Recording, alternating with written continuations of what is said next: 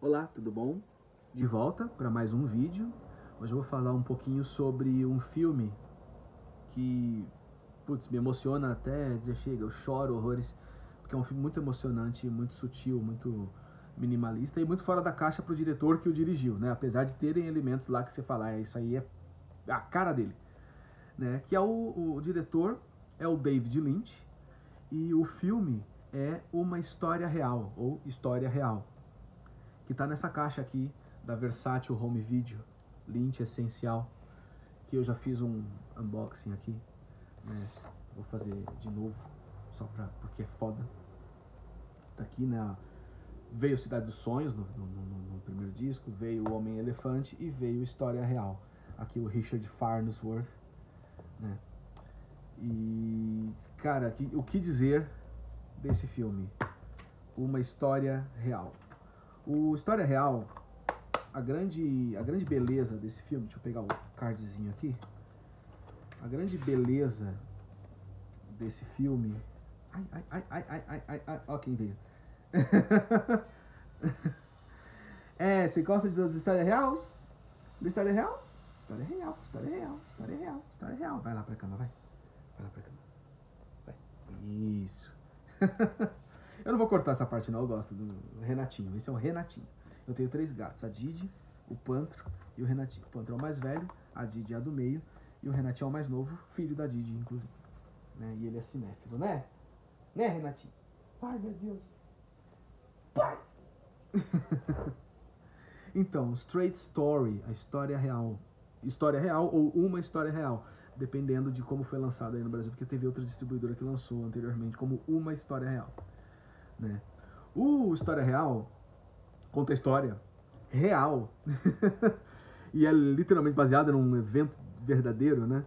Sobre um senhor que resolveu cruzar, tipo, 2, 3 estados, assim, dos Estados Unidos,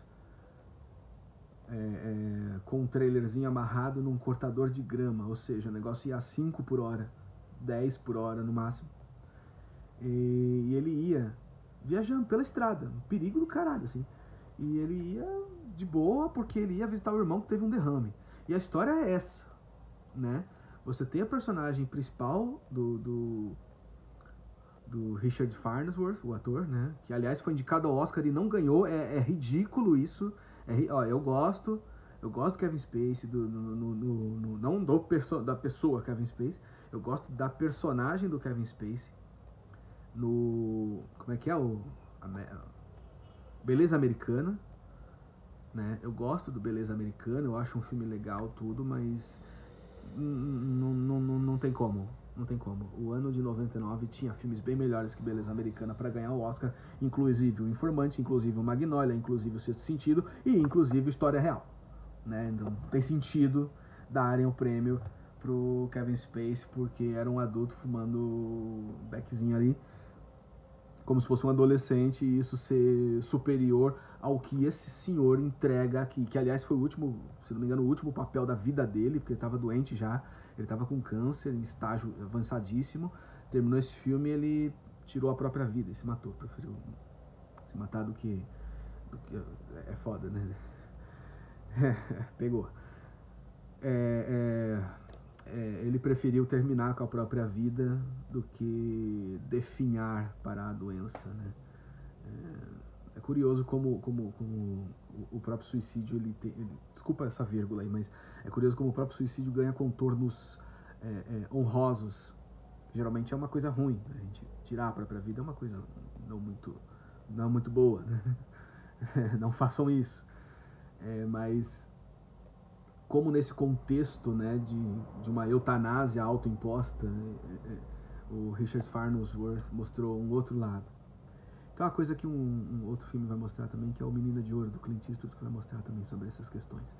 Mas enfim, vírgula fechada, parênteses fechado, a história real, não menos importante, conta a história desse senhorzinho que vai, de determinado ponto, atravessa 1, 2 estados dos Estados Unidos, viaja por 5 semanas, 6 semanas nesse tratorzinho, para chegar na casa do irmão que teve um derrame, com o qual ele não fala há 10 anos porque eles são brigados. Esse senhorzinho, ele é teimoso, né? Ele é marrento, Ele teve vários filhos, acho 14 filhos, dos quais 7 morreram. Ele mesmo conta essa história.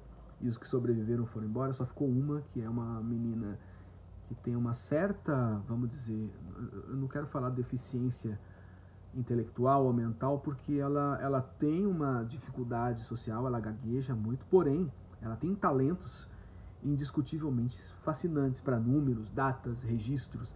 Ela é ótima para números e cálculos e tudo mais. Então ela tem uma deficiência no gozo, mas ela tem uma vantagem em outro. Então é apenas uma configuração alternativa do que seria tratado como comum. Eu não gosto de falar deficiente. Não sei, enfim. É igual o Mauricinho lá, o João Dória falando defeituosa, né? Criança defeituosa. Já como é defeituoso, já é mais pejorativo ainda. Enfim, eu acho que ela possui essa deficiência intelectual, mas ela tem essas qualidades e isso torna ela fascinante. Ela tem um trauma de passado que é, nossa, de cortar o coração. E ele conta isso, né? Então a gente vai acompanhar a viagem desse senhor. E a cada ponto que ele vai chegando, e para quem estuda roteiro, a jornada do herói, né, do Joseph Campbell, que está no Herói de Mil Faces, lá tudo, que o Christopher Vogler vai falar no Jornada do Escritor, o livro, que vai pontuar, né, para escrever e tudo mais. Essa jornada, ela é bem... Você tem todos os momentos ali, você tem todos os pontos, são 12 pontos, né? Mundo comum, chamado, recusa, mentor, primeiro limiar, evoluções que seriam aliados, inimigos, provas, depois aproximação da caverna, depois, enfim, não vou falar todos que demora. Mas cada ponto dessa viagem você vai reconhecendo, quem estuda roteiro vai reconhecendo esses pontos muito claramente. E quem não estudou, não interessa, porque a história é extremamente envolvente, porque é um road movie. Road movie é um filme que acompanha o deslocamento de uma personagem até determinado ponto. E nesses inteirinhos ele vai conhecendo personagens que são representações, seja do país no qual a história se passa, seja do mundo, né, numa questão universal, a jovem, o outro senhor, um irmão que ele reconhece num senhor que ele não é parente consanguíneo, mas ele reconhece um irmão ali, que são 2 veteranos de guerra conversando, e eles falam de traumas terríveis também. É uma história, é um momento muito triste, muito, muito tocante, né? E esse senhorzinho, ele vai deixando pequenas lições de vida. É como se ele estivesse realmente escrevendo testamento. Não à toa, ele sai de manhã e chega à noite em um cemitério, assim. Então tem toda uma construção, né? Ele passa por dias ensolarados, dias frios, dias de chuva, conhece famílias, deixa um pouco do amor dele espalhado pelo mundo antes de terminar sua missão e partir para as estrelas, como está simbolicamente descrito no filme. É uma despedida linda do Richard Farnsworth, é uma atuação magnífica, né, de sutileza. Tem uma hora que ele vai aconselhar, logo no começo do filme, ele vai aconselhar uma menina sobre o que é uma família, e ele dá uma metáfora sobre gravetos, enfim. Tem uma hora que ele sente a dor dela, ele chega até olhar para a câmera e, nossa, aquilo é tocante demais. Eles quebram essa quarta parede. E o diretor é o David Lynch, né? O cara que dirigiu Eraserhead, dirigiu Cidade dos Sonhos, dirigiu Estrada Perdida, que não tem nada a ver com esse tipo de filme, porém tem tudo a ver com esse tipo de filme, porque a situação é tão absurda, é tão surreal. Um senhor atravessando 2, 3 estados, dirigindo um cortador de grama, que vai a 10 por hora. É surreal. É surreal. E no próprio filme tem esses pequenos elementos típicos da linguagem do David Lynch, né? Essa câmera que não para, que fica oscilando, voando sobre ele, momentos estranhos com personagens meio excêntricos, né? A mulher que atropela o cervo, ou os irmãos mecânicos, tem esse senso de humor um pouco torto, né? E aí ele vai compondo esse filme, mas ele nunca deixa de focar sempre no rosto do Richard Farnsworth, que eu sempre defendi isso com os meus alunos. Falei, acho que todo ator, toda atriz, ele tem que nascer velho. porque o rosto de uma pessoa de mais idade é tão mapeado, tem tanta coisa naquele rosto, e muitos dos atores não exageram, eles só dão um olhar, uma segurada de respiração, uma alteração mínima na voz, e já resolve a cena quando está em primeiro plano. Eles têm essa experiência de saber que no primeiro plano é muito mais psicológico, conforme vai afastando, vai se tornando ações mais físicas. Não adianta espernear no primeiro plano que seu braço vai sair de cena, você vai sair do foco e tudo mais. Eles sabem dessas sutilezas, dessas técnicas, e usa isso de uma maneira tão orgânica, tão bonita, que você não acredita que é um ator ali mais. Não é um ator. Talvez por isso que não tenha ganho o Oscar, né? A academia gosta de atuações que aparecem. O cara engordou, o cara emagreceu, o cara cresceu, o cara cortou o pinto fora. Não interessa. A sutileza é a grande atuação. O olhar. Você esquecer que tem um ator ali. Você vê uma pessoa viva, real, na tua frente, chorando, sofrendo, dando lições de amor, de tristeza, de alegria e tudo mais. E você nem questiona isso. Então é um filme lindo, lindo. É da Disney, só que não tem nos streamings, viu?